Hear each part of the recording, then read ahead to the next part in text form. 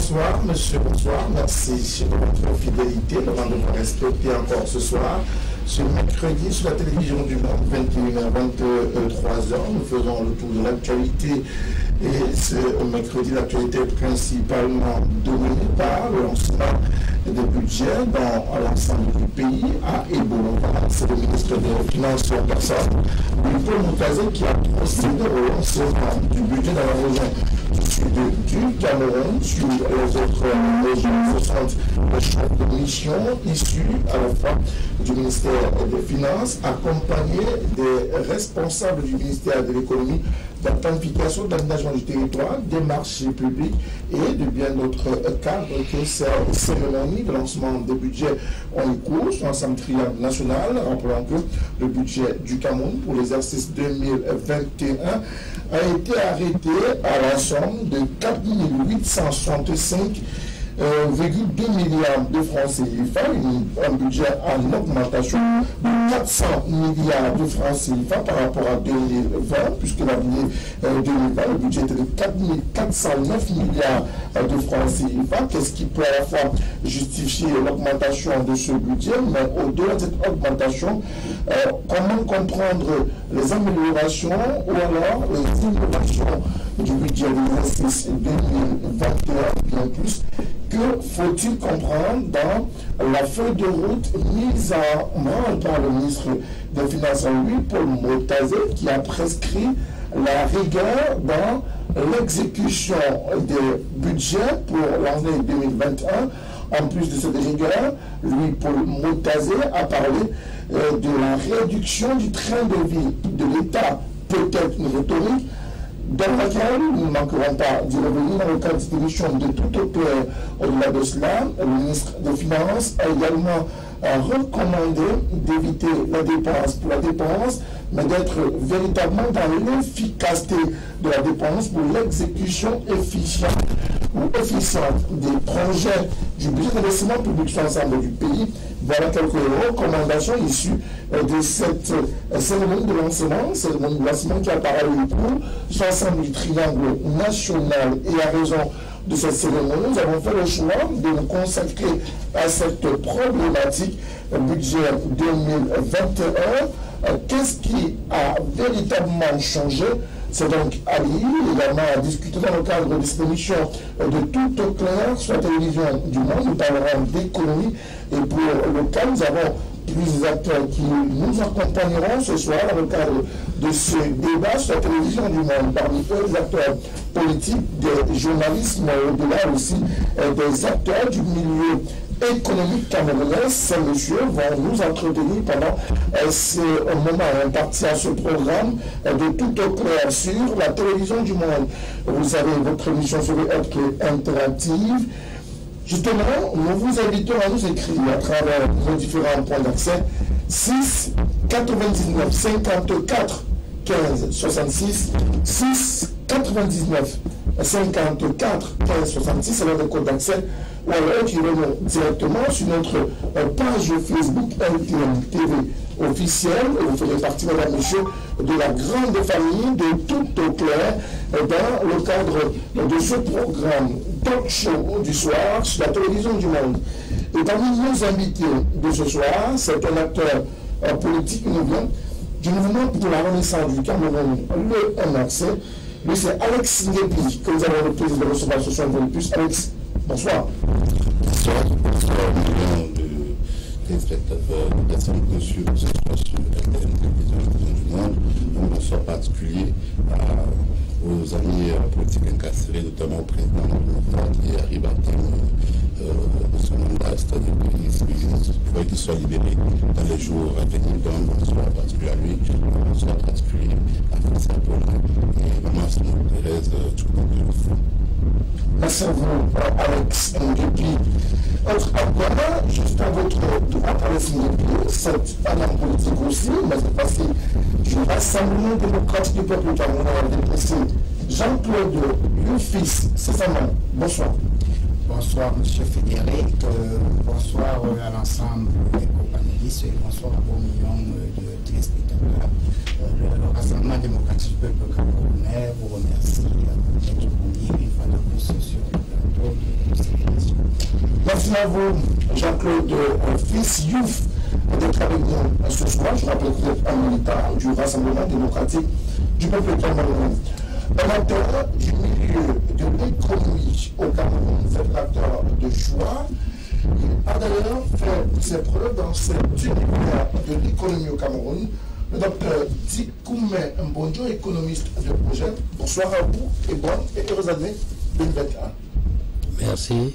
Pareil et énorme prospérité pour cette chaîne de télévision qui a à cœur d'informer les Camerounais, de faire participer les Camerounais pour que ceux qui savent ou qui savent un peu aident les autres à comprendre les enjeux et à voir plus clair les pistes vers lesquelles la vie politique camerounaise les amène. Merci à vous, docteur Mbonjo, d'être avec nous dans le cadre de cette émission de Tout au clair de ce mercredi sur la télévision du monde. Et puis, il est avec nous ce soir. Il est journaliste dans le milieu économique, le milieu des chiffres, c'est comme ça qu'on l'appelle communément ces journalistes-là, qui s'intéressent aux questions économiques du Cameroun. Il est également au cœur d'un projet qui commence à prendre également beaucoup d'ampleur. Lui, c'est Aloïs Onaba que nous avons le plaisir de soir. Aloïs, bonsoir. Merci de nous accompagner dans le cadre de ce programme. Bonsoir Fred, bonsoir à mes co-panélistes, bonsoir à ceux qui nous suivent à travers le monde. Alors nous allons avec vous ce soir 4 865,2 millions de francs CFA sur le montant arrêté à la suite de la session ordinaire consacrée à l'examen et à l'adoption du budget de l'exercice 2020 de la loi des finances. C'est un budget qui est désormais exécutoire sur l'ensemble du pays. Lui, Paul Motazé, a personnellement présidé la cérémonie. C'était ce mardi à Ebolova principalement, chef-lieu de la région du sud du Cameroun, pour amener les uns les autres, bref, tout le pays dans la mouvance économique. Bien, les maîtres mots ont été la rigueur, n'est-ce pas, dans la gestion de ce budget. Un budget qui est perçu ou alors qualifié comme devant être intégré et plus audacieux, devant en quelque sorte amener le pays à se développer davantage. Si vous avez évoqué des aspects clés comme la réduction du temps de vie de l'État, on sait bien que vous avez aussi évoqué que c'est peut-être déjà entendu, et donc on attend que ce qui a été annoncé à Ebolova soit développé, vu, vécu à travers toutes les régions.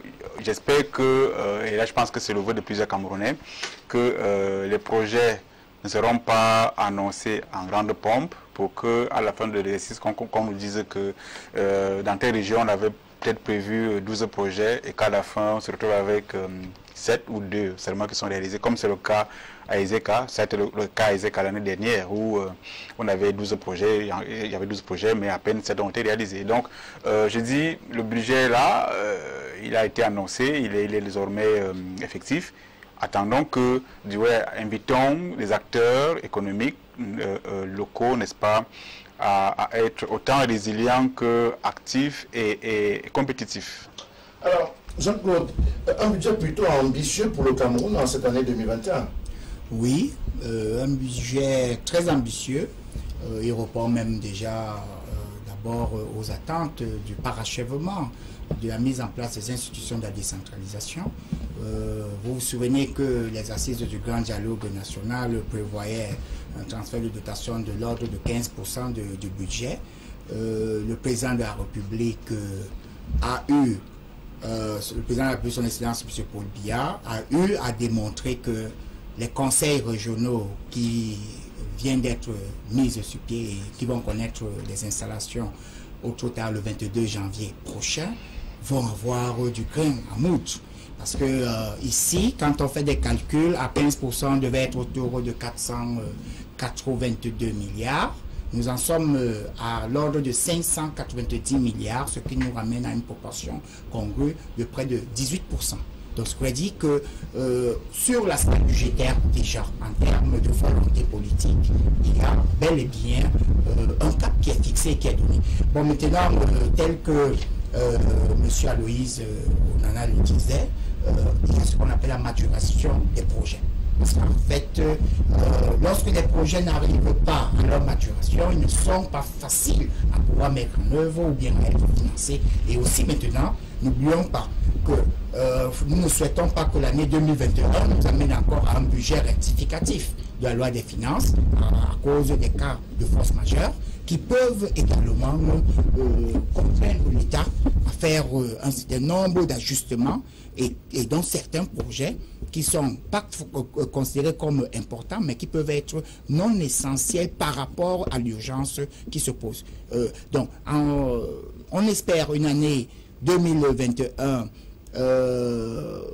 où nous allons avoir pleine santé et que la situation du Covid-19 sera toute maîtrisée. La relance économique de l'économie mondiale avec le départ, enfin le rebond des cours des matières premières. Vous savez que nous aussi, quand on parle d'un budget, c'est aussi un budget équilibré en recettes et dépenses. Et au niveau des recettes, une bonne partie de nos recettes nous viennent également de nos exportations. Bon, donc, lorsqu'il y a donc contraction de l'économie ou ralentissement de l'économie, il y a également des difficultés dans le cadre de la mise en œuvre d'un certain nombre de projets, même arriver à maturation. Donc, c'est pour nous dire tout simplement que tous les éléments sont là. Le président de la République, dans son allocution à la nation du 31 décembre 2020, il a dit qu'un certain nombre d'éléments sont mis en place pour que notre économie puisse maintenant repartir et avoir un certain bond de relance. Alors, M. Guépi, avant d'arriver au Dr Dikouma Bonjour, qui est un expert en matière économique, nous parlons avec vous de ce budget 2021. Le lieutenant du RDPC parle d'un budget plutôt ambitieux qui porte le Cameroun vers des projections d'avenir avec des signaux particulièrement verts. Comment est-ce que vous comprenez ou alors vous envisagez cette année 2021 sur le plan économique? Non, sur le plan économique, ce budget d'abord, c'est tout sauf patriotique. Il est très mauvais. Il est mauvais ce budget-là. Et évidemment, nous sommes très surpris qu'on nous parle d'un tel budget. Je vais vous dire quelque chose de ce budget par exemple. Le budget 2021, le budget d'investissement public 2021, vous avez la route du Nord-Ouest, quand on parle de grandes internationales, quand on parle de reconstruction du Nord-Ouest, pour une population de 9 900 000 habitants, vous avez 48 milliards de francs CFA. Donc, en 2020, c'était 48 milliards de francs CFA. En 2019, c'était 49 milliards de francs CFA, ce qui fait 145 milliards de francs CFA.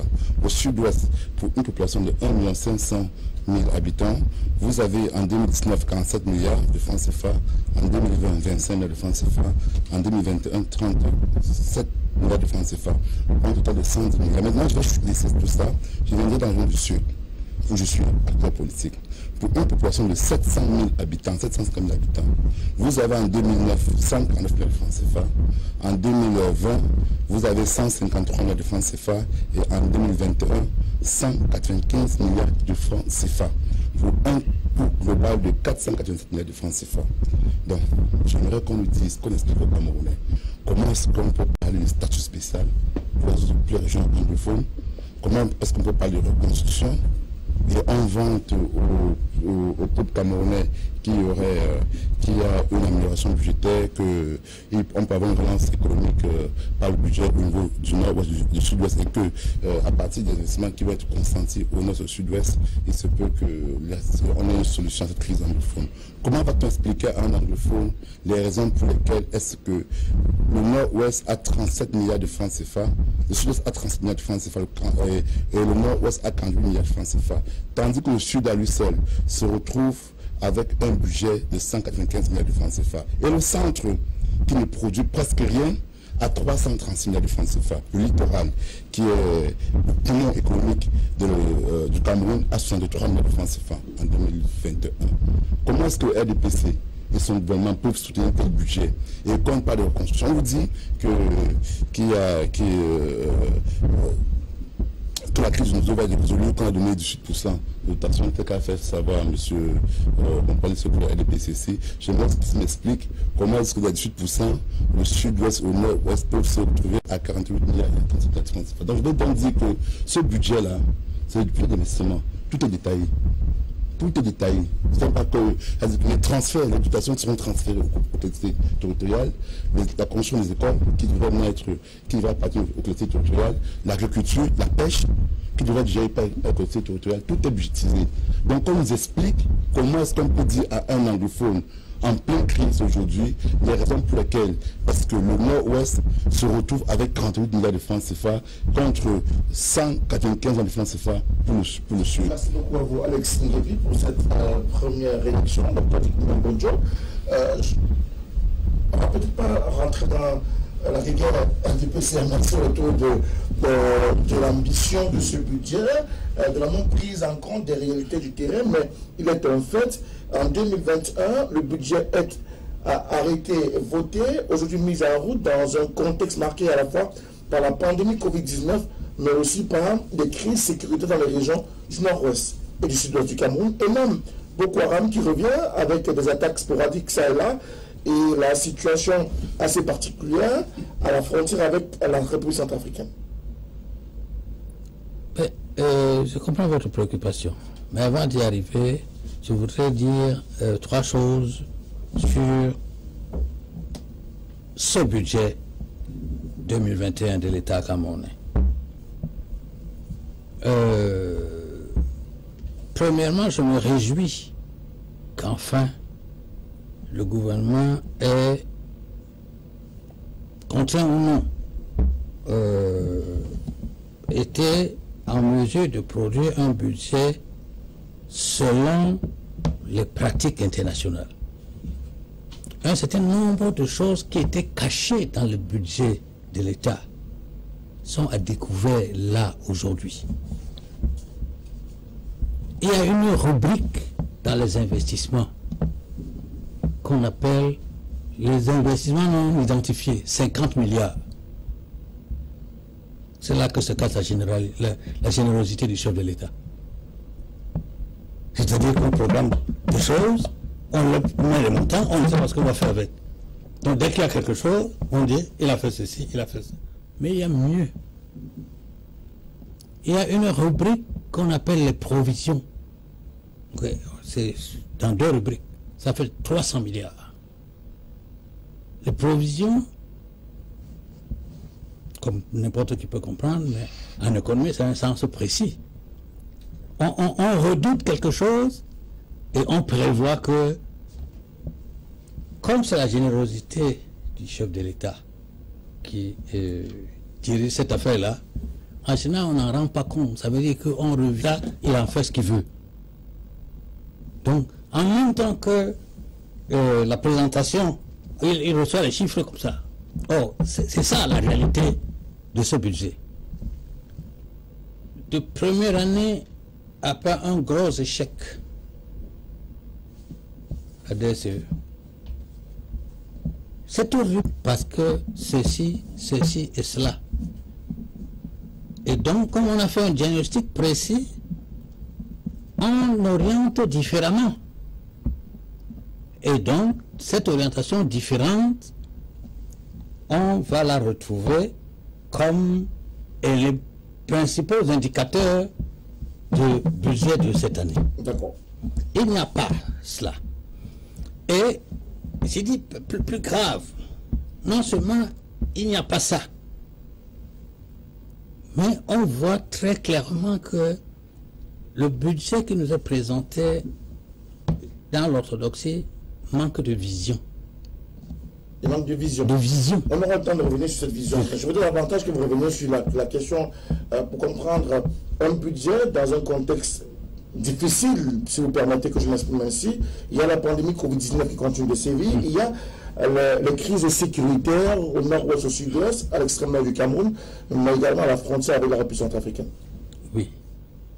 Mais quand vous prenez ces choses individuelles comme ça, on a l'impression que c'est des malheurs, c'est une pluie qui nous tombe dessus. Il ne s'agit pas de ça. Il s'agit de quoi? C'est la liaison avec la vision qui nous aurait permis de voir donc clairement que on veut aller où? Qu'est-ce qui fait que le NOZO, 4 ans après, on soit dans la situation actuelle? où on faisait il y a 4 ans, comme s'il n'y avait pas de problème. Et aujourd'hui, ça devient un problème tellement important. Au moment où les uns et les autres, comment on a dit, ah oui, il n'y a plus que les bandits en brousse. Il n'y a plus que les bandits en brousse et on mobilise plus d'argent pour les combattre. Ça n'a pas de sens. Ça montre qu'on n'a pas une vision globale de là où l'économie du Cameroun doit aller. D'accord. Alors, Nana, vous qui êtes un journaliste économique qui avait affaire avec ces acteurs économiques qui allaient fouiner, là très souvent il ne faut pas fouiner, vous arrivez à trouver, débusquer des choses. Le budget 2021 qui a été mis en route ce 12 janvier 2021, manque-t-il de vision? C'est le point de vue d'un acteur économique que vous connaissez très bien. Je pense que le budget 2021 du Cameroun ne tombe pas du ciel. C'est un budget qui est sagement concocté ou préparé par des esprits que nous connaissons au Cameroun et qui ont la réputation d'être suffisamment avertis. Okay. Et qui sont aux affaires depuis de longues années. Et cette expérience-là leur confère beaucoup de vision, à mon avis. Il y en a qui, lorsqu'on se promène un peu à l'extérieur, qui envient le Cameroun et qui envient même très souvent les dirigeants que nous avons. Ils ne sont pas des saints dans leur majorité. Ils ne sont pas non plus des diables dans leur majorité.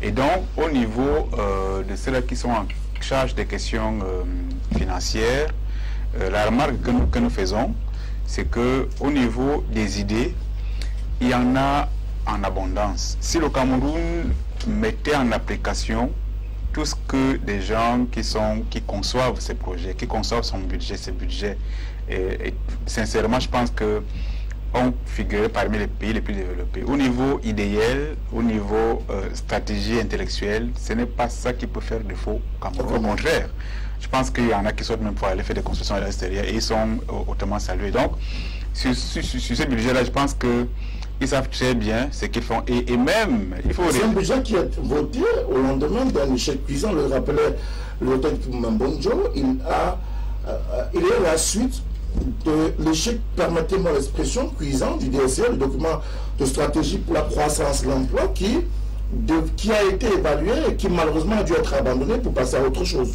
Bien, vous évoquez là une question essuie-glace. Je vais essayer d'aller dans les deux sens. Oui, commençons d'abord en 2003. En avril 2003, l'État lance ce qu'il appelait le document de stratégie de réduction de la pauvreté, DRSP, qui a fait à peine quelques mois en tout cas, et qui nous permet d'être vraiment compétitifs. Sauf que quelques mois plus tard, on s'est rendu compte que dans le document de réduction de la pauvreté, là, il manquait un aspect, c'était créer des emplois. Donc c'est comme ça qu'on s'est dit, il faut donc créer maintenant le DSE, c'est-à-dire le document de stratégie de création de l'emploi, DSE. Et donc là, une fois de plus, c'est encore un grand rendement. Cette fois-ci, là, c'est la panacée. On a trouvé la produit de Pélipimping qui fera que vous comprenez un peu l'affaire. Donc, c'est en ce moment-là, cette fois-ci qu'on s'est dit, il faut donc lancer la SDN 30, c'est-à-dire la stratégie de développement régional. Et donc, au cœur, on y met donc l'industrie comme étant la clé de voûte qui fera que le pays soit développé. On abandonne en même temps le DSE. En fait, ce que j'ai fait, c'est que j'ai pris vous allez retrouver exactement le même mot. C'est-à-dire, quand ce n'est pas les homonymes, c'est le synonyme. Ce qui change également, c'est la signature du PM. En 2003, vous avez Peter Mafani, vous avez Philemon Yang. En 2008 et en 2020, là, vous parcourez le mot du Premier ministre. À la fin, donc, on se demande, mais comment est-ce qu'on a donc pu, à la limite, on se répète. Il y a des choses qu'on aurait pu prévoir depuis 2003 et qui auraient pu faire en sorte qu'en 2020, qu'on n'ait plus à penser que c'est l'industrie. Oh, tout le monde sait bien que lorsqu'il le chef d'État parle de la question d'emploi et tout ce qu'on a... Et je pense quand même que chaque fois qu'on conçoit un plan comme celui-là, il y a des PSDM, il y a, bref, un fonds qu'on met en route pour rassembler tout ce monde et trouver ces stratégies. Je disais qu'au niveau des idées au Cameroun, c'est pas ça qui peut faire. Vraiment, sur ce plan-là, je crois qu'en Afrique centrale, c'est ce qui fait que notre économie soit pratiquement, je veux dire quoi, au niveau des idées, qu'on soit parmi les meilleurs. Maintenant, ce qui nous fait problème, c'est que on parle beaucoup. Maintenant, lorsqu'il faut agir, on a le sentiment que des gens disent qu'il revient encore. Si vous allez vers la fin de ce discours de 2020, le 31 décembre 2020, vous allez encore retrouver le même mot qui revient, réduire la pauvreté. Mais quel est ce qu'on a donc fait en de temps? Quel est le taux qui a été réduit en de temps? C'est un vide total. Et donc, c'est les mots pour les mots. Et on voudrait justement qu'en 2000... Est-ce qu'on est dans les discours pour les discours, ou alors on est dans la répétition pour la répétition sans véritablement l'action, avec un budget que vous avez estimé véritablement ambitieux pour le Cameroun? On est ici dans la continuité, mais je suis inquiet. Parce qu'en réalité, lorsqu'on vous dit déjà que le chef de l'État fixe un cap à travers le document de la stratégie nationale pour le développement à l'horizon 30, donc c'est-à-dire à l'horizon 2030, c'est une vision. Lorsqu'on vous parle de l'émergence à l'horizon 2035, ça veut dire que, dit simplement, c'est soit du très court terme ou du court terme. Mais maintenant, dans le cadre d'une planification d'une économie, on a bel et bien du très court terme, du moyen et du long terme. C'est le long terme qui est la vision. Déjà, il nous a dit, donner un certain nombre de points qui étaient essentiels dans le cadre donc de ce budget 2021. Par exemple, nous allons organiser la CAN en 2022. Il y a eu des remises sur le plan fiscal, ainsi de suite, au cours de par la pandémie, qu'il faut relancer, peut-être à travers un certain nombre de mécanismes d'accompagnement ou d'appui, par exemple le secteur touristique. Il en a souffert, il continue à souffrir. Lorsqu'on nous dit que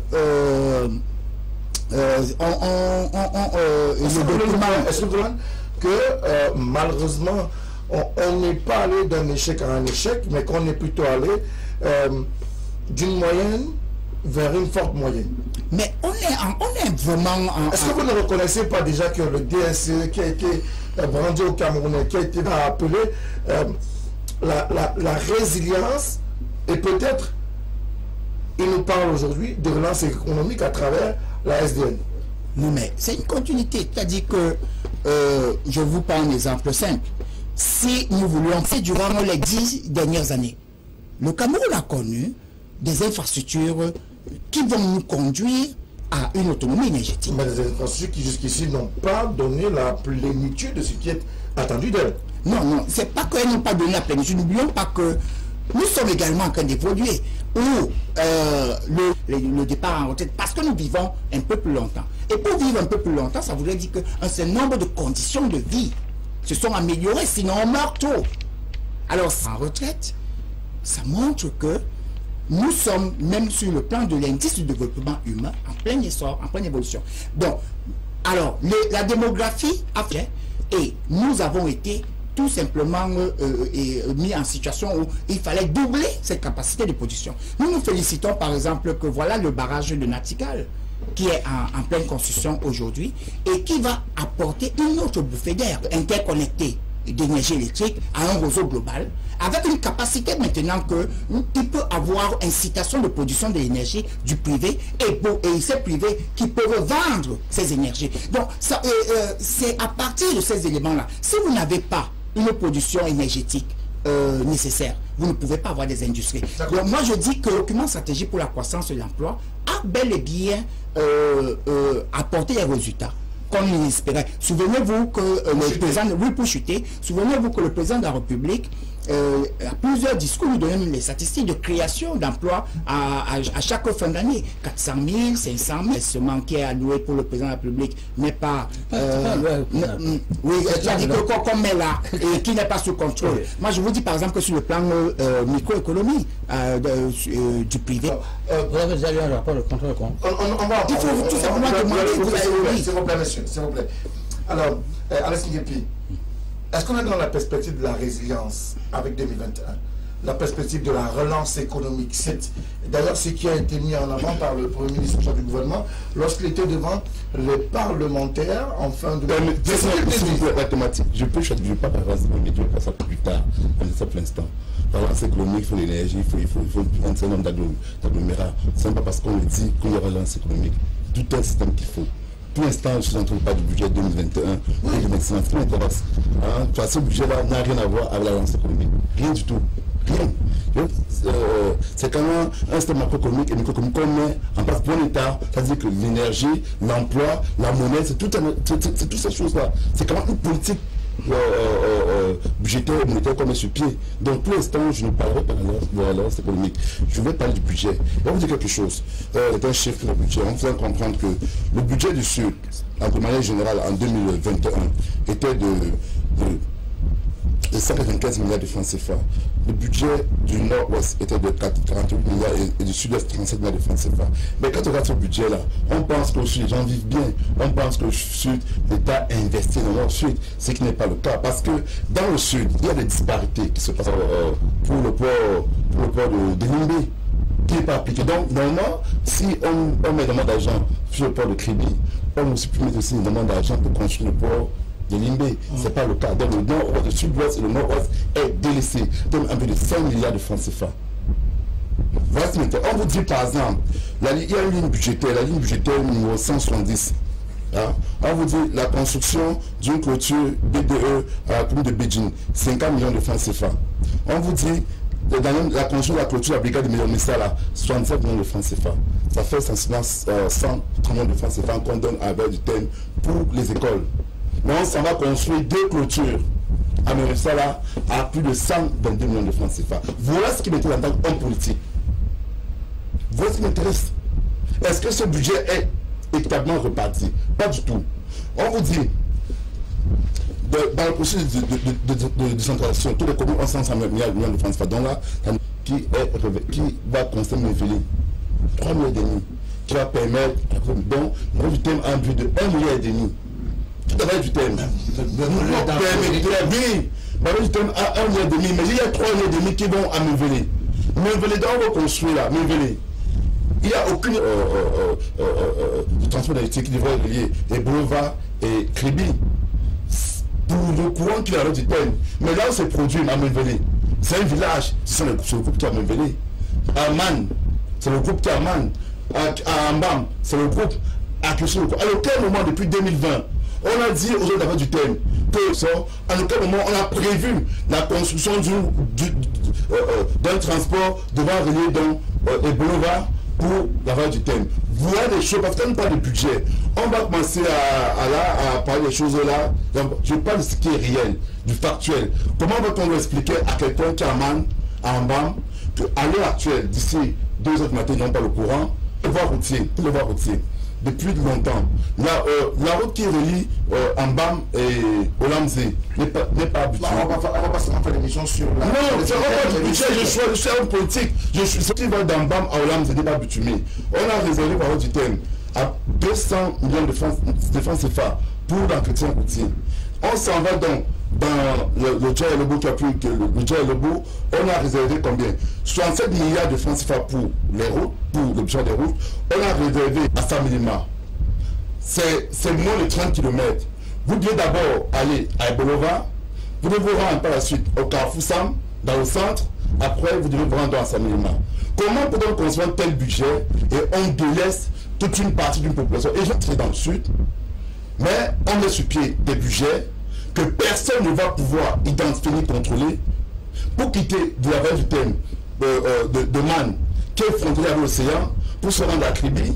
Il faut en moins de 4 mois. Monsieur Mouton, ne faites pas ça. Non, mais il faut jeter. Donc, je voudrais donc faire comprendre à ce qui nous suivent que ce budget-là, qu'on donne une part belle au sud du Cameroun, n'arrêtez pas ça.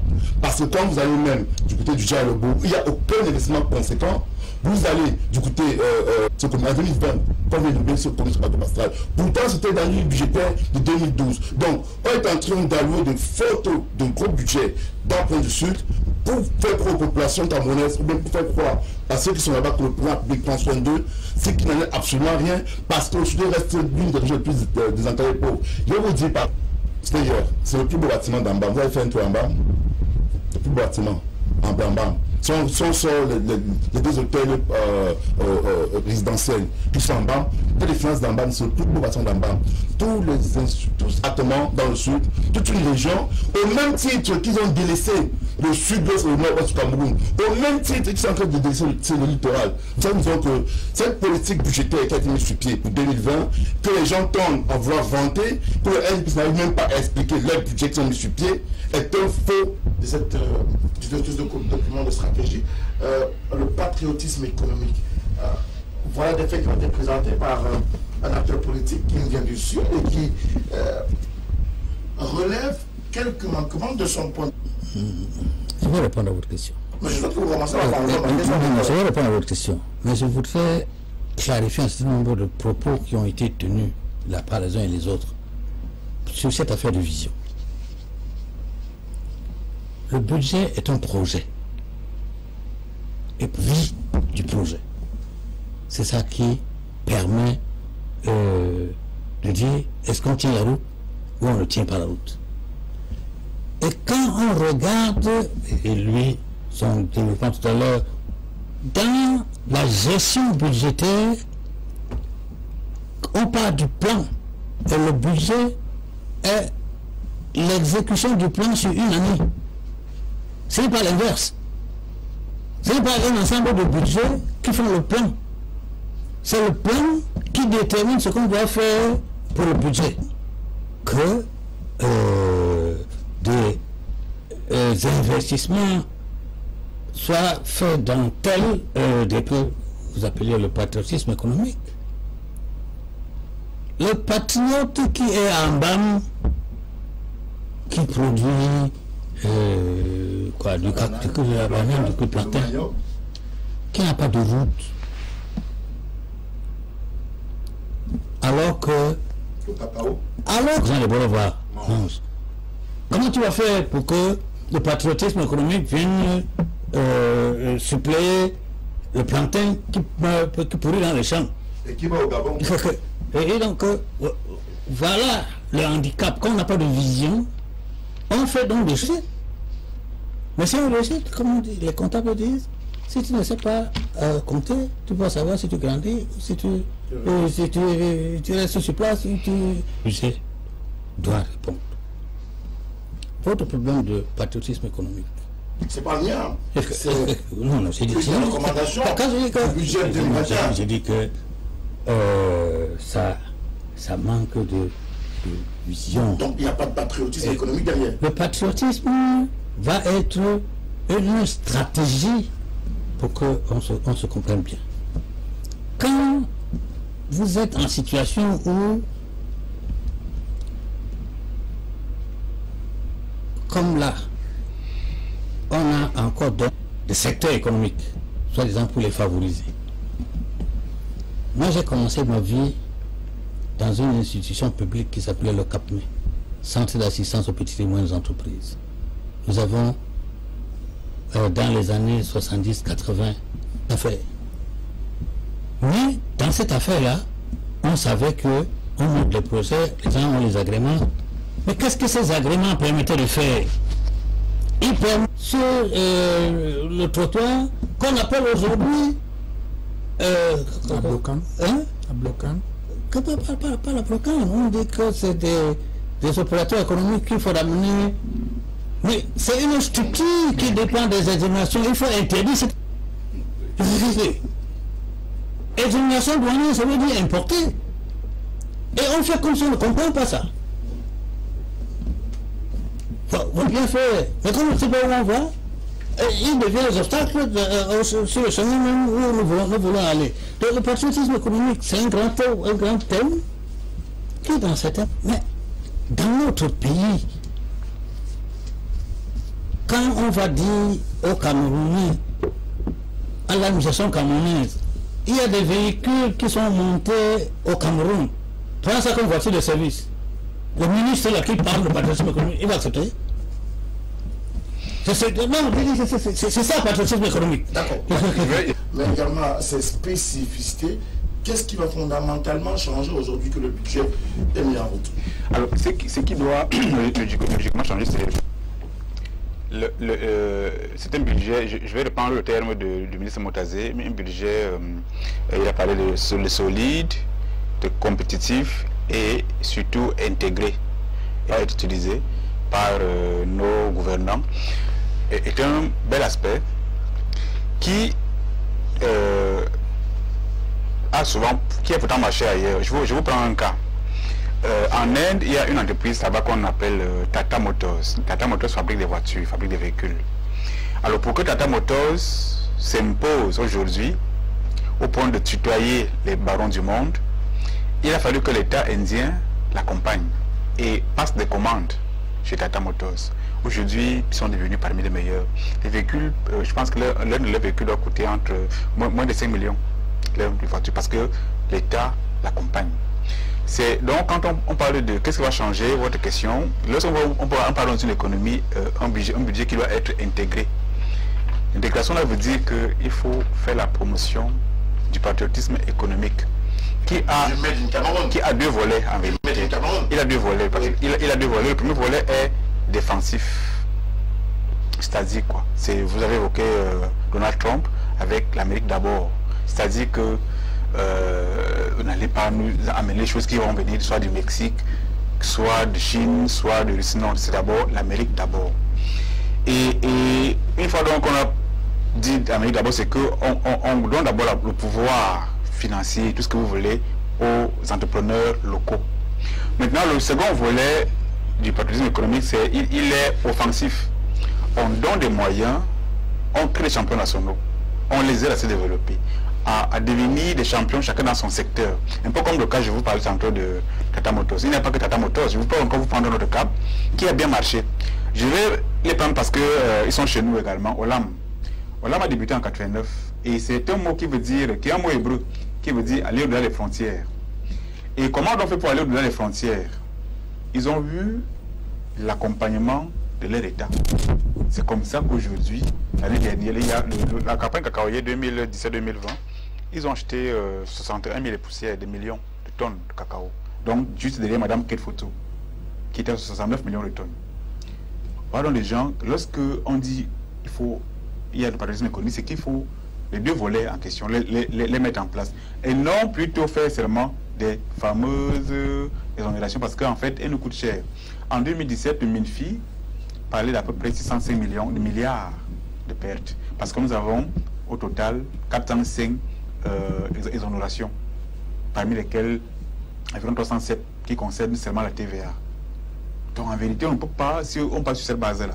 Et si on veut avoir en 2021 un budget qu'on veut intégrer, qu'on veut compétitif, il faudrait donc qu'on soit en mesure de se regarder dans les yeux et se dire, mais attendez, quand on parle de compétitif là, d'intégration là, du budget intégré, qu'est-ce que nous comptons faire pour que les nôtres aillent envahir en quelque sorte le Gabon, ou alors parler avec l'autorité en Côte d'Ivoire, au Ghana et autres. Parce que dans on a des change. Qu'est-ce qu'on fait pour que notre budget nous aide à créer notre richesse?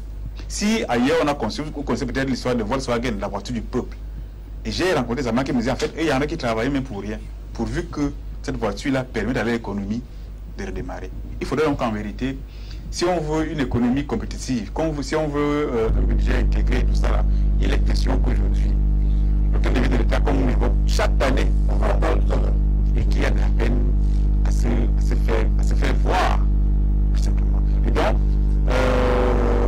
l'économie intégrée, patriotisme économique, le Made in Cameroun. Quand on parle de Made in Cameroun, il y a plusieurs aspects.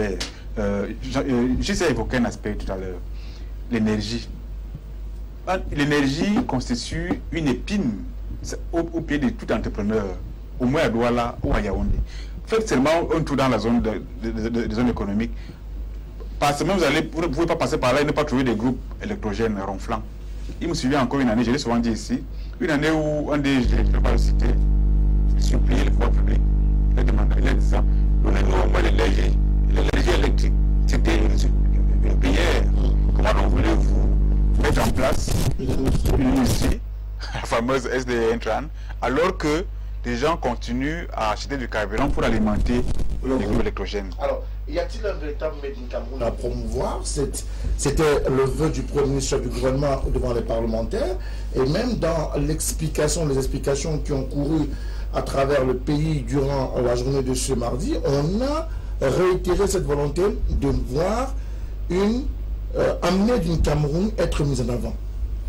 Oui, bien sûr. Le Made in Cameroun ne peut que réussir à travers 2-3 choses. D'abord, le protectionnisme est une notion pratiquée par la plupart des économies du monde. Il n'existe pas des pays qui ne pratiquent pas du protectionnisme. Parce que si vous ne pratiquez pas du protectionnisme, là où vous n'avez pas les avantages comparatifs, vous ne pouvez pas être compétitif sur le marché. Donc, ici, nous aussi, à travers le Made in Cameroun, nous mettons sur pied. C'est pour ça que lorsque docteur Djikou me dit qu'il n'y a pas de vision, il y a de quoi être inquiet parce que il y a bel et bien une vision. Parce que pour mettre sur pied les éléments de protectionnisme, il faut d'abord se dire qu'est-ce qu'on voudrait faire, à quoi ça va nous rimer et qu'est-ce que nous allons gagner lorsque nous allons consolider le tissu économique local. Bon, donc, les exonérations ne sont pas mauvaises, docteur. Forcément. Ce n'est pas parce qu'il y a pratique d'une exonération que ça voudrait dire que c'est une mauvaise stratégie. Je vous prends un exemple. Les produits informatiques et télécommunications ont été exonérés. Le Cameroun était en retard. Grâce à cet essor d'exonération de ces produits, nous nous retrouvons quand même aujourd'hui où, à quelque chose près, on a des téléphones, smartphones, on a des ordinateurs, intelligents et tout, qui nous permettent maintenant d'avoir accès aux services du digital et des nouvelles technologies de l'information et de la communication. Si vous n'avez pas le support, tout ce qui était comme service connexe, on ne pouvait pas. Aujourd'hui, nous parlons du mobile money, transfert d'argent, de la dématérialisation, de plus en plus l'usage de la monnaie électronique et tous ces éléments. Ça ne marche pas si vous n'avez pas les supports électroniques. Mais c'est grâce à la politique d'exonération. Non, mais je vous dis que c'est... Non, mais docteur, avouons une chose. Grâce au fait que nous avons pratiqué l'exonération sur ces produits, nous avons connu des métiers qu'on n'avait pas et qui nous ont créé des emplois.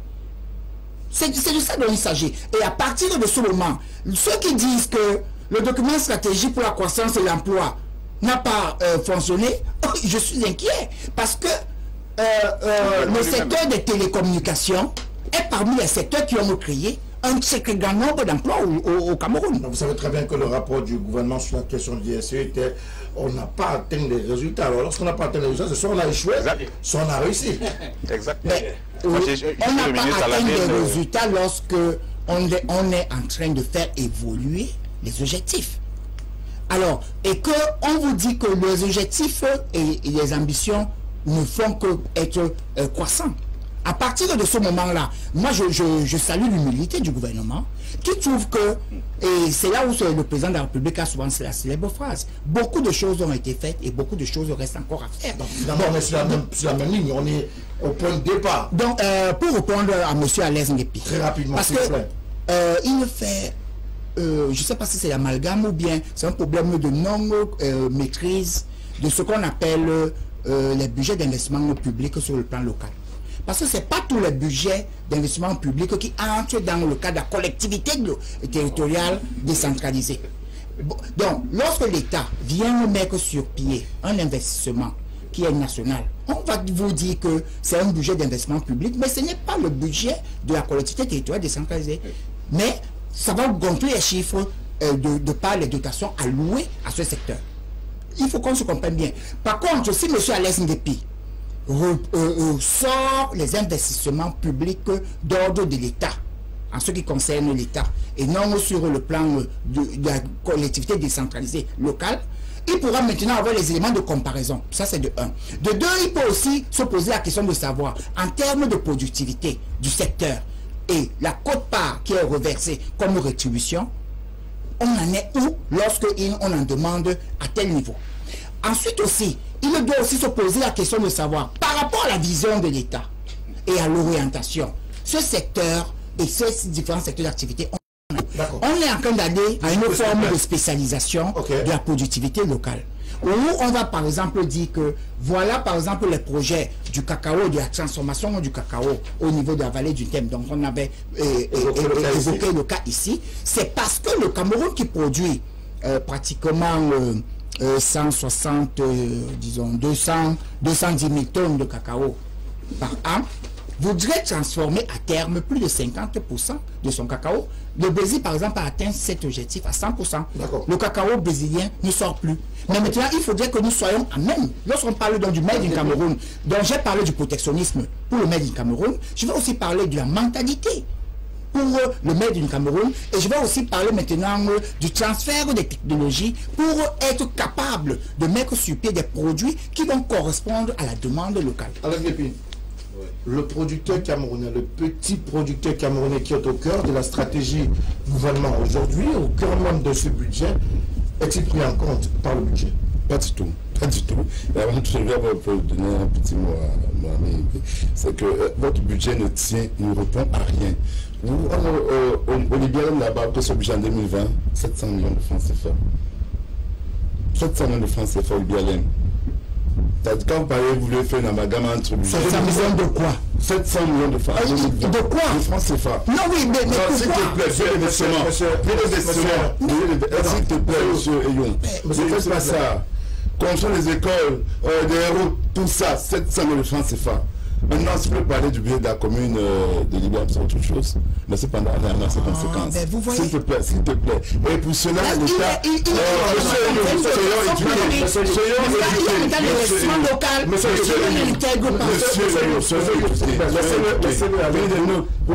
y a 100 millions de francs CFA qui est prévu comme coût par concentration pour les collectivités locales. 100 millions de francs CFA. Maintenant, on sait tous que les mairies n'ont pas assez d'argent. Les mairies n'ont pas un très fort, n'ont pas un grand budget. Donc, quand on parle du budget d'investissement, par exemple, pour la Vallée du Thème, la Vallée du Thème est une zone de 3 frontières. 3 frontières. Donc, le plantain c'est la Vallée du Thème qui est le grenier du Gabon et de la Guinée. Le plantain qui est consommé au Gabon et en Guinée est produit ça dans la Vallée du Thème. Donc, si la Vallée du Thème aujourd'hui, si les témoins décident aujourd'hui de ne plus produire du plantain, les Guinéens et les Gabonais n'auront plus la chose. Il est question aujourd'hui de faire en sorte que le plantain de la vallée du Thème soit d'abord mis à la disposition des Camerounais. C'est ça là.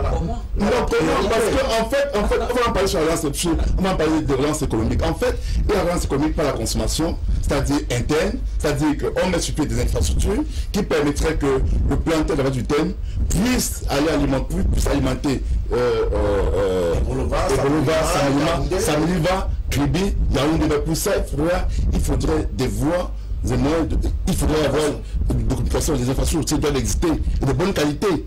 Ça, c'est à l'interne, la consommation à l'interne du plantain. Maintenant, le fait qu'elle soit aussi vendue au Gabon, c'est pas mauvais, parce qu'il y a la relance, mais pas l'exportation. Vous exportez, c'est bien pour votre économie. Elle n'est pas mauvaise. Donc, le fait qu'on le vend au Gabon n'est pas. Mais ce qui est dangereux, c'est que quand on le vend au Gabon, est-ce qu'il y a l'autosuffisance alimentaire au Gabon à ce niveau? Parce qu'on ne peut pas vendre de la nourriture aux autres quand des gens sont en train d'importer du riz taïwanais. Alors, ce plantain aurait pu être une substitution alimentaire pour le peuple camerounais. C'est l'infrastructure qui riait à Mélissa, on parle, à Samadon, on parle. Les gens consomment du riz. Mais s'ils pouvaient s'adapter au plantain d'avec du Thème, c'est bon de 30 km. Si cette voie était bitumée, alors ces personnes de Samima auraient pu consommer ce produit en substitution du riz, et qui est bio, et qui est bien Cameroun. Voilà les questions. Donc quand M. Youmsel vient chercher les paramètres des ISAC, je vous dis, pour le Sud, je veux que l'on comprenne très bien. Le budget qui est au Sud, c'est un budget qui est tout simplement détourné. Parce qu'il n'y a pas de contrôle. Voilà pourquoi est-ce que nous avons 8 personnes du Sud, du MSF qui sont en prison.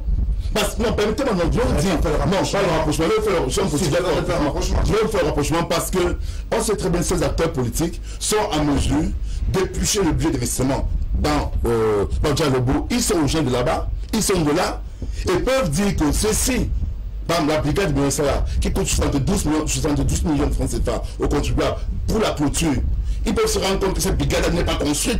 Ils disent, mais que se passe-t-il que cette brigade qui est entre la ligne budgétaire et que ce budget n'a pas été consommé, ils n'ont pas réalisé. Vous savez, c'est de l'argent que les gens prennent pour se gagner les poches. Voilà pourquoi c'est un peu dans la position de la Sud. Voilà pourquoi le Sud a le gros budget. Vous savez, ceux qui font au Sud se rendent compte dans le Sud qu'il y a une pauvreté absolue. Parce que depuis plus de 10 ans, le Sud a le 3e plus gros budget du Cameroun. Et la liste, c'est le Sud a le 2e plus gros budget du Cameroun. C'est-à-dire que le Sud à lui seul a le budget de la Damawa, du Grand Nord, à Damawa, Nord et Extrême Nord. Réunis. Le Sud à lui seul a le budget du Nord et du Sud-Ouest et de l'Ouest. Le Sud à lui seul, c'est pas ce que je dis du littoral. C'est ça la réalité. Pourquoi est-ce qu'une telle région a un gros budget? Parce que ça échappe au contrôle de l'État, ça échappe au contrôle de la... Maintenant, c'est étant dit, on va donc laisser ce côté-là. Je vais donc revenir sur comment vous lancez sur votre question. La question est de savoir si le producteur, le petit producteur qui est au cœur même de l'action du budget 2021 est pris en compte et protégé pour justement être dans la perspective du patriotisme économique qu'on est en train d'en sortir. Le patriotisme économique, comme docteur, c'est un mot qu'on donne aux gens. C'est un mot qu'on donne aux gens pour donner aux gens. Vous savez, je vais dire, pour que le producteur puisse être pris en compte, j'ai aimé l'idée du protectionnisme qui est énuméré tout à l'heure. C'est bien, mais il a mal énuméré. Pour protéger, il faut produire. N'est-ce pas? Pour protéger, il faut produire. Que faut-il pour que le petit producteur puisse produire? Il faut l'aide de l'État. Il faut que la banque, le cacao, la famille aussi, c'est une autre affaire. Mais si vous voulez donc protéger le petit producteur, donnez les boîtes de moyens de produire. On a vu en France, avec les agriculteurs français, comment l'État français leur permet de produire et empêche à d'autres agriculteurs de s'introduire en France dans leurs produits parce que l'État leur produit. Mais je dis, avant toute chose, il faut d'abord accompagner les producteurs. Je vais vous dire quelque chose. On ne peut pas parler de budget sans parler de monnaie. Comment l'État camerounais va-t-il faire pour enfin aider ces producteurs-là? Il faudrait aussi que l'État camerounais ait à maîtriser sa monnaie. Que l'État camerounais puisse, à partir d'une race monétaire, puisse donc accorder des prêts aux banques, les banques centrales camerounaises puissent accorder des prêts aux banques commerciales qui vont pas accorder aux PME,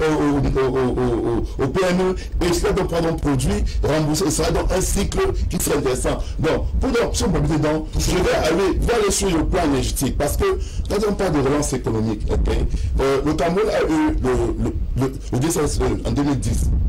Et c'est donc là où on avait lancé dans la construction des barrages. Alors, il y avait Mouvelé, il y avait tous ces barrages-là, il fallait que le Cameroun soit doté à 3 gigawatts de production par an, dans lequel le besoin énergétique en 2020 était supposé de 2000 mégawatts, donc 2 gigawatts. Le Cameroun devait revendre 1 gigawatt aux pays voisins, au Congo, au Gabon et en Guinée équatoriale. C'est ça qui était prévu. Parce que quand on se dit que si le Cameroun aussi atteint les 2000 gigawatts, 2000 mégawatts, 2 gigawatts de production énergétique, le Cameroun va donc être à mesure de capter des gens, les gros investisseurs pourront venir au Cameroun, s'installer, ils pourront donc créer l'industrie, ces industries donc pourront créer l'emploi. Malheureusement en 2020, le Cameroun c'est un échec parce que nous sommes plutôt à peine à 1700 mégawatts. Donc c'est donc du coup le premier déficit qui a été justement réalisé à ce niveau. Et donc ce qui met davantage en difficulté. Donc juste un petit mot. Olam donc il a parlé, c'est vrai, Olam est implanté au Gabon. L'État gabonais, Olam est presque devenu aujourd'hui le premier, parce que c'est une des premières agro-pastorales gabonaises. C'est eux qui exploitent, c'est eux qui font dans l'huile de palme gabonaise. Au Cameroun, on n'a pas mis de politique adéquate afin de capter ce genre de personnes. Alors, on va parler de ce décès est purement et c'est pas un échec. On va parler de ce patriotisme économique, vous l'avez évoqué tout à l'heure, mais je voudrais qu'on parle de rigueur, puisque le ministre Louis-Paul Motazé et même le Premier ministre Chadwick Boseman ont évoqué la question.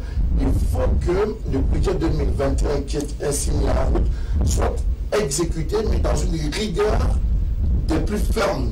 Peut-être une rigueur qu'on n'a jamais connue au Cameroun, pour davantage à la fois éviter la fuite de ces capitaux, mais de telle sorte que les projets qui sont pensés, qui sont envisagés à être réalisés, soient effectivement réalisés pour le plaisir, le bonheur des populations. Est-ce que cette rigueur est possible dans les conditions actuelles au Cameroun?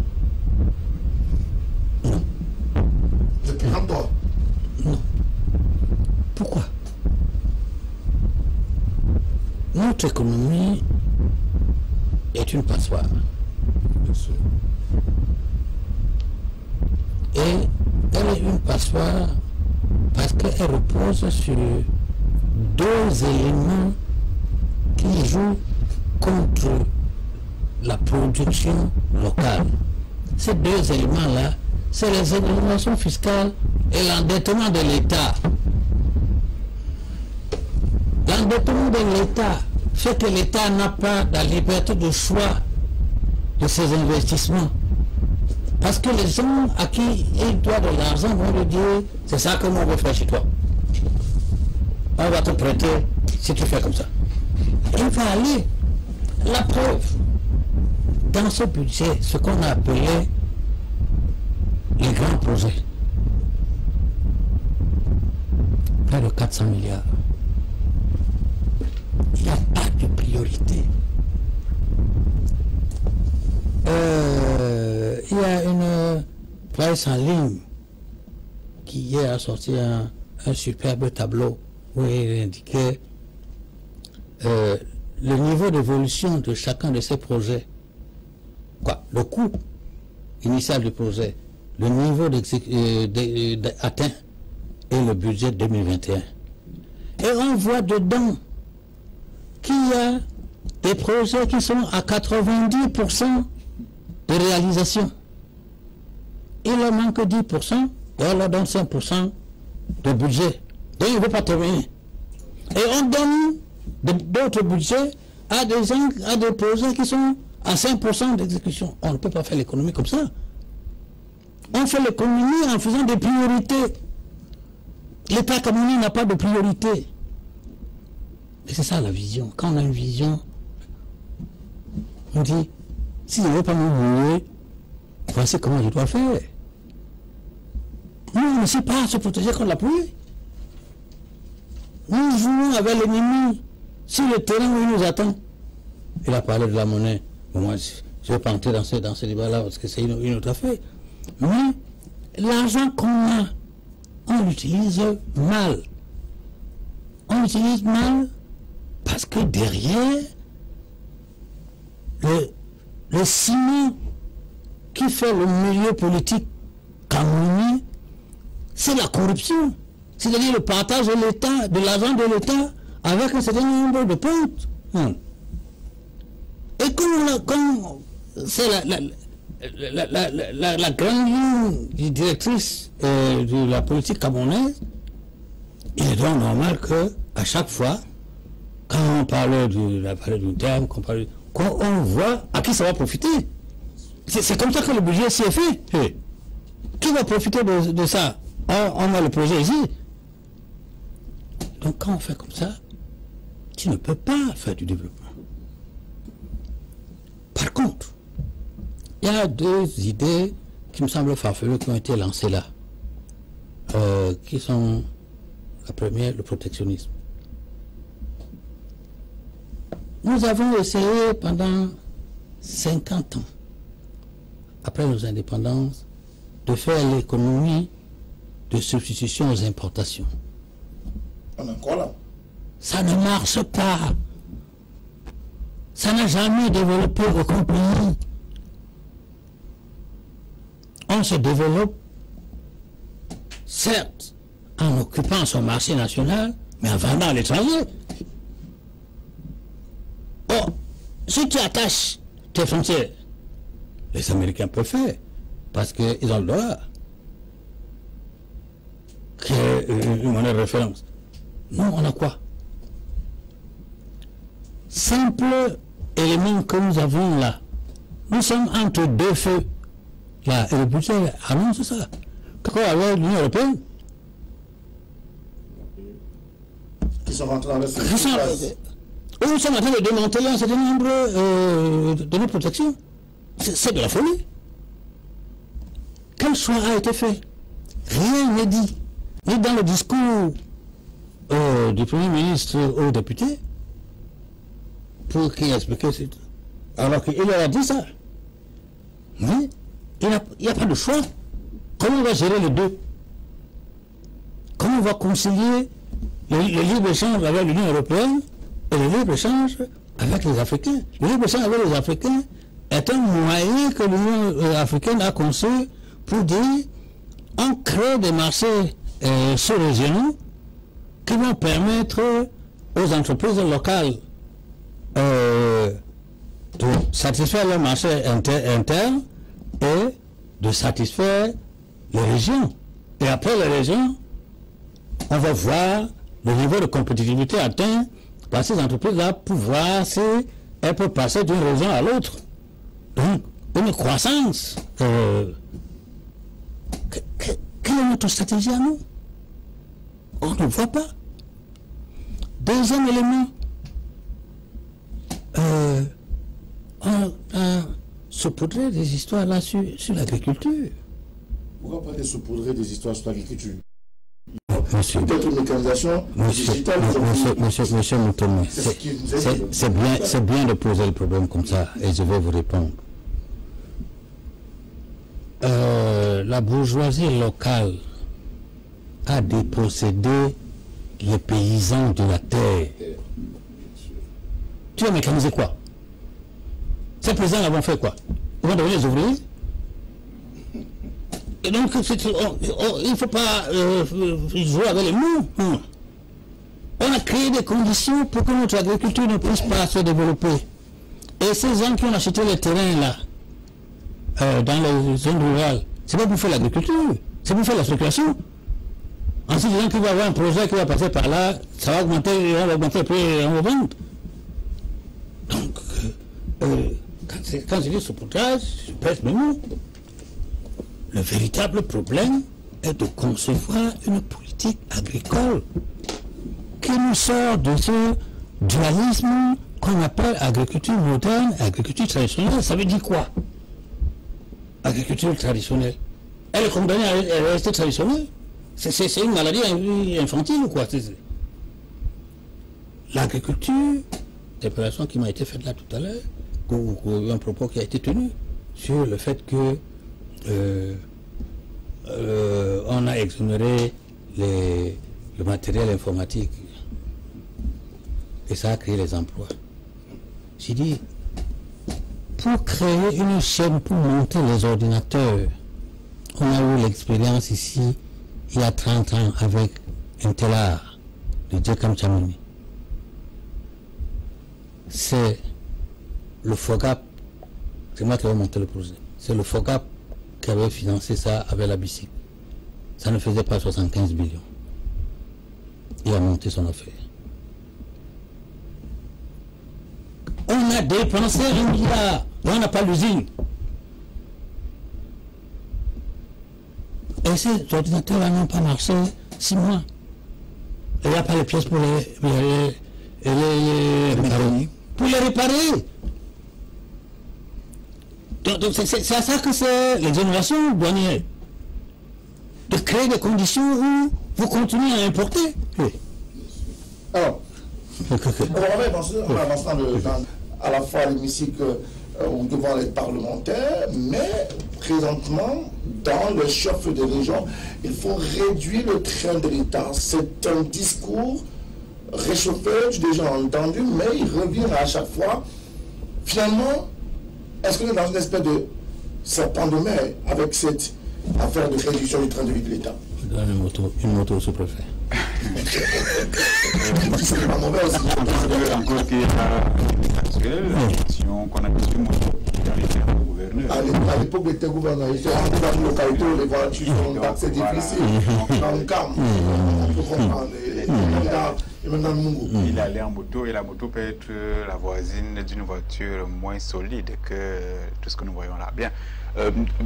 Disons que lorsqu'on aspire, lorsqu'un investisseur veut monter son entreprise, il a forcément des sacrifices à faire. Il a entre ses mains de l'argent qu'il peut utiliser dans une boîte de nuit et se faire appeler président et se faire applaudir. Mais il prend sur lui, n'est-ce pas, de prendre ces fonds-là et de les mettre quelque part parce qu'il faut se développer. Et c'est donc comme ça qu'un État qui veut se développer, qui aspire à l'émergence, devrait se comporter. il devrait faire des sacrifices d'abord en interne. En 2008, lorsque la crise des subprimes faisait chauffer aux États-Unis, vous avez dû voir un Barack Obama dire que lui et les membres du gouvernement allaient revoir leur temps de vie, n'est-ce pas? Je crois qu'ils avaient dû renoncer à... J'ai revu le salaire, c'est-à-dire qu'ils avaient diminué. C'est comme ça que se comporte un pays qui veut faire quelque chose d'historiquement remarquable.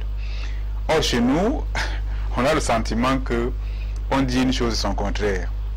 Chaque année, notre chef à tous, parle de réduire le temps de vie de l'État. Il y a un temps où il le disait et lui, quelques jours après, s'est retrouvé à l'étranger. Bon, c'est son droit, ce sont ses avantages. Bon, maintenant, lorsqu'un État dit donc qu'il veut réduire son temps de vie, qu'est-ce qu'il doit faire pour que le Camerounais lambda se rende compte que, oui, le temps de vie de l'État a vraiment été réduit? On a encore de la peine aujourd'hui à nous toucher du doigt, à sentir que l'État et lorsqu'un État veut donc être rigoureux sur le plan de sa gestion, il ne peut pas faire des écarts. Comme j'ai suivi le tableau qu'a dressé Alex Ngepi et qui justement, à mon avis, se compare maintenant lorsqu'on évoque le corps. Et c'est vrai qu'il y a aussi tout un plan de ce côté-là, mais on a quand même le sentiment que le Sud, comparativement à d'autres régions, aurait pu quand même bénéficier moins. Donc, en un mot comme en mille, c'est que le train de vie de l'État est devenu un mot, je veux dire quoi, un mot passe-partout. Lorsqu'on veut faire plaisir aux Camerounais, on le balance. Mais quelques temps après, on se rend compte que rien qu'un cortège des ministres en fonction, ou je veux dire quoi, en patrouille tenant, la mesure de prorogation du départ de l'âge à la retraite est un moyen, est un signe, un des signes qui prouve que l'État camerounais ne veut pas réduire son train de vie. Comment ça? Parce que justement, l'âge de départ qu'on a prorogé aura une incidence d'à peu près 2 milliards à partir de 2021 et 4 milliards en 2022, ainsi de suite, au moins jusqu'à 6 milliards en 2024, ainsi de suite. Donc, bref, des gens qu'on va maintenir encore, qu'on aurait pu mettre de côté pour encore prendre d'autres, vont encore nous coûter un peu plus. Et donc, c'est l'une des preuves en fait, ce qui préoccupe en haut lieu, ce n'est pas tant réduire, mais deux choses. Comment faire pour faire plaisir aux amis? Comment faire pour rester aussi longtemps que possible aux affaires? Maintenant, est-ce que le souci est de voir les Camerounais avoir accès aux infrastructures? Non. On a envie de répondre par la négative, parce qu'en vérité, chaque année, le constat est le même. Le BIP est sous-consommé. Et l'argument majeur, c'est que les projets ne sont pas maturés. Mais comment donc ça? Pourquoi depuis au moins 10 ans, on a le même problème et on ne parvient pas à le résoudre? De deux, quels sont ceux-là qui ont accès à la commande publique, qui exécutent des chantiers, pourquoi chaque fois, je n'ai pas envie d'évoquer le sujet chaud actuellement qui concernerait une consoeur, et il y en a plein comme ça là, qui s'engagent dans des projets, et à la fin on a de la peine à voir cette liste d'entreprises qui étaient maladroites vis-à-vis de la commande publique qui vient d'ailleurs d'être sanctionnée par la tutelle en la matière. Donc on peut dire que finalement les mauvais élèves de la commande publique ne pourront plus être pris en compte, en tenant compte à la fois de la rigueur. On fait la liste des mauvais élèves et ils sont sortis de la commande publique, mais c'est pour que les Camerounais ont trouvé des stratégies pour contourner l'affaire. C'est-à-dire que si peut-être on a dit X, Y entreprise a été un mauvais élève, et le propriétaire en question est en mesure de créer autre chose à côté, peut-être Z entreprise, et il revient encore à la commande publique. Tout dépend, semble-t-il, de ce qu'il y a comme réseau, de ce qu'il y a, de qui on a comme partenaire, comme parent, je veux dire, et on peut donc revenir. Tant qu'on a ce genre de stratégie, de filouterie, un management à la limite de bandit, il nous sera difficile, sinon même impossible, de nous développer. Il nous sera difficile de parler de réduction du temps de vie de l'État. Il faut parler du temps de vie de l'État. Il faut le réduire. Mais finalement, on a comme l'impression qu'on n'arrive pas à trouver la bonne méthode le bon moyen pour que finalement cet État soit un exemple à la fois pour les populations? Que faut-il faire? Comment ça va changer en 2021? Il faut, pour le faire, pour bien comprendre, il faut comprendre la fonction de production. Parce que la fonction de production qui a donc la dépense publique, qui peut avoir une relance par les dépenses publiques, par la consommation, par les investissements. Voilà. Donc, ça dépend maintenant sur quel axe. Parce que ici, il y a des gens qui nous ont dit ici que on ne peut qu'être développé qu'à travers l'industrie. Non. On peut être développé même par la consommation.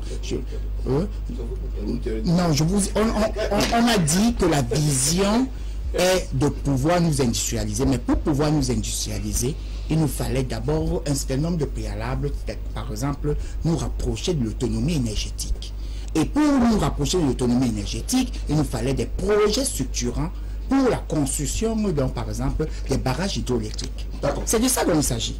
Bon, ici, par exemple, lorsqu'on nous dit que nous importons l'huile de palme, mais des usines, par exemple, qui font dans le secteur de l'utilisation et de la transformation de l'huile de palme, telles que les savonneries et tout. Alors, chose qu'il n'y a pas au Gabon. À partir de ce moment-là... on parle de... Non, c'est pour que les téléspectateurs comprennent à quel moment on s'est retrouvé dans une situation où nous-mêmes aussi, malgré que nous consommons tout ce que nous produisons, et nous sommes à même de pouvoir maintenant importer également. Pour revenir également, lorsque le docteur Dikou m'a dit que l'endettement est une mauvaise chose, non, on nous apprend dans les écoles de commerce que dans le cadre d'un investissement de là, vos fonds propres vont vous permettre maintenant de pouvoir répondre à un certain nombre de facteurs qui vont réduire. Donc l'endettement est une stratégie. Est-ce que le gouvernement est prêt à la question est quel type d'endettement du budget 2021 dont nous parlons aujourd'hui sont sur la sécurité, sur le Covid-19, sur du sud-ouest et de l'extrême nord, et ensuite maintenant et à partir de là, voilà des axes prioritaires. Donc, en ce qui concerne la réduction du train de vie. On est finalement arrivé à la question. En ce qui concerne la réduction du train de vie de l'État. C'est l'argent qui a été détourné déjà. Si nous partons sur une base où on nous disait que, d'après les détournements, 1600 milliards en 10 ans, vous voyez le gap, nous passons. Pour pouvoir faire des économies de jetons de présence, des frais d'honoraires, de consultants, d'experts, ça vaut le coup, le rapport est là. Donc, je pense que l'État va se concentrer sur un certain nombre d'actions. Nous avons connu un certain nombre de dates pour les accords. Tiré de ce moment, ça voudrait dire que nous avons des niches de croissance qui plafonnent autour de 4% depuis plus de 10 ans aujourd'hui, avec cette production qui est beaucoup plus basée sur la politique de la douane, l'exploitation minière. D'accord. Donc, et là, non. Je sais pas là. À l'SPP. Vous croyez à la réduction du train de vie de l'État? Il faut pourtant... Je veux revenir sur le thème pour la réduction du train de l'État. En 2020, sur les 11 milliards et demi à loi avec du terme, vous êtes en bas, n'est-ce pas? Vous n'avez pas juste en bas? 1 milliard et demi. 2020. Le palais de justice qui a des gens qui, le palais de justice a dit qu'il y a les bureaux, des choses qu'on nous dit qui sont sortis de la ville, il faut aller par Kiosi. Donc, pas loin de la prison. Tout le monde ne peut pas connaître. Oui, pas loin de la prison centrale d'Ambam. Parce qu'on parlait d'argent du train de l'État. Vous avez dit qu'au sud, le budget qu'on met, c'est pour voler. Maintenant, en 2000, la Kodak est où? On parle d'argent du train de l'État. Malgré qu'en 2018, Ambam n'a que 5 milliards et qu'il y a 1 milliard et demi. La ligne budgétaire 108 parle de 260 millions de francs CFA pour le palais du Sud d'Ambam. En 2020, on a dit que le palais du Sud d'Ambam devait coûter l'État à l'Est. S'il vous plaît, monsieur, ce détournement ou bien soi-disant n'est pas un problème du train de vie de l'État. Il faut que les auditeurs comprennent bien. Le train de vie de l'État, de la partie sur les logements de fonction, on dit que les missions sont explosées. Non, mais je dis bien en bas, pour parler du train de vie de l'État, il faut d'abord que l'État commence d'abord par mettre sur pied des projets qui vont réaliser. Ça ne sert à rien de mettre des éléphants blancs qu'on ne réalise pas. Maintenant, permettez-moi. Concernant l'État, il serait intéressant que l'État, hormis la lutte contre la corruption, hormis des éléphants blancs, hormis cela, il faille donc l'État de corruption. Sud-ouest, il faut la clochard. Un établissement qui ne vaut même pas 2 000 francs CFA. Dites-moi, on parle d'éducation, de santé. Comment est-il possible qu'un enfant ait moins de 2 millions de francs d'investissement? On a vu au Grand Nord, une école, où est-ce que la préfecture n'est pas très loin? C'est des briques fabriquées au Nord. Donc si c'est une si à Bureau, d'ailleurs même le ministre de la Santé, on est pendé dessus. Parce qu'il a tweeté dessus. Parce qu'il y a pour le niveau de l'État, il faudrait réellement qu'on repense au fonctionnement de l'administration camerounaise. Et qu'on mette très bien que ça puisse de garder quelqu'un qui est en retraite que d'embaucher une nouvelle personne. Alors entre vous, depuis 1h30 d'ici à là. Mais pour ce qui est du train de vie de l'État concrètement, on a évoqué des pistes de solutions ici. Est-ce qu'on peut y arriver? Pas forcément admettre des réalités de terrain, mais des réalités qui peuvent être bénéfiques pour l'ensemble du pays. Il y a une loi qui est sortie l'année dernière qui fixe quelles dispositions ont été prises pour que cette loi-là entre en vigueur. Qui contrôle ça? Vous connaissez beaucoup de directeurs qui ont changé de voiture. Or, ces avantages-là, les voitures n'étaient pas dedans. Ils auraient donc dû vendre 1 million et qu'avant vous avez vu que les 45 millions. Ça voudrait la prochaine fois où on va vous doter d'un véhicule. Et on achète le véhicule correspondant à votre niveau. C'est comme ça qu'on réduit le train de vie de l'État. Deuxième poste important dans la République, au tout petit chef de service départementaux. Chacun a sa petite caisse qui manœuvre tout transparent. C'est le cas. À la transparence de la gestion de l'argent public, on ne va pas réduire le train de vie de l'État. Parce que comme il dit, le passé, c'est une inscription budgétaire, et il faut que les conditions de dépenses respectent la réglementation. C'est pour cela qu'on parle parfois de sous-consommation des budgets. Parce qu'en réalité, les mécanismes... Mais quand on parle de sous-consommation, ça veut dire donc que... Non, je dis qu'on a prévu de faire... On a prévu de faire une route de Baléa, quoi. On doit consommer. Non. Si c'est où alors? Si l'argent a été décaissé, ça va être... Il y a un texte qu'on présente à l'Assemblée, basement 2 ans après. Effectivement. Des projets qui étaient prévus. On dit seulement que c'est équilibré en dépenses et en recettes. Tu ne trouves pas là. Les projets n'ont pas été réalisés, mais là, l'argent n'est pas dedans. Et pour après 2 ans. C'est ça. Quand quelqu'un est recruté à un poste de travail, il effectue des tâches précises. On ne voit pas le salaire, on ne regarde pas le salaire. Bien sûr. C'est quoi cette affaire-là? Où tu es un agent de l'État, tu pars en réunion pour l'État. L'article 2 peut... On te paye plus que ton salaire. Et il vaut mieux augmenter ton salaire. 4e poste du montant initial. Mais ce qui fait la différence, aux évaluer le marché, il lente.